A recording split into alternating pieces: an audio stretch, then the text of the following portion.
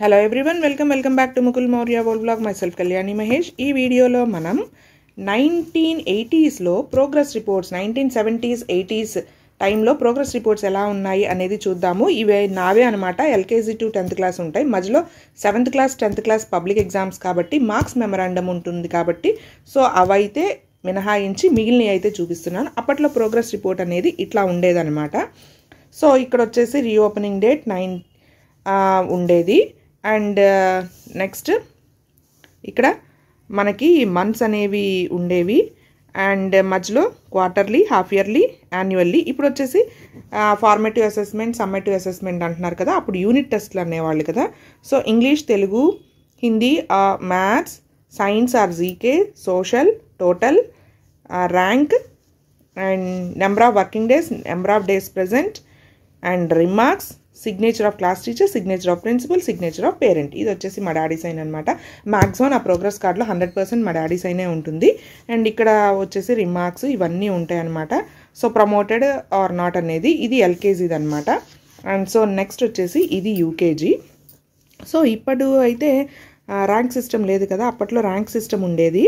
And ఇదిగోండి good or సాటిస్ఫాక్టరీనే ఉంటుంది నాకు మ్యాక్సిమం రిమార్క్స్లో. నెక్స్ట్ వచ్చేసి ఇది ఫస్ట్ క్లాస్ అనమాట. సో మార్క్స్ చూసారు కదా, అప్పుడు 100 అనమాట. ఇప్పుడు సమ్మేటివ్ అసెస్మెంట్ కాబట్టి 80కి ఉంటుంది. అండ్ అప్పుడు యూనిట్ టెస్ట్ అయినా క్వార్టర్లీ, హాఫ్ ఇయర్లీ ఏవైనా సరే 100కే ఉండేవి. ఇప్పుడు అట్లా కాదు. ఫార్మేటివ్ అసెస్మెంట్ ఎఫ్ఈఎల్ వచ్చేసి 20కి ఉంటున్నాయి, సమ్మేటివ్ అసెస్మెంట్ వచ్చేసి 80కి ఉంటున్నాయి కదా. సో అప్పటికి ఇప్పటికి ఎంత తేడానో చూసారు కదా. మీకు కూడా ఇలాంటి ప్రోగ్రెస్ కార్డులే ఉన్నాయా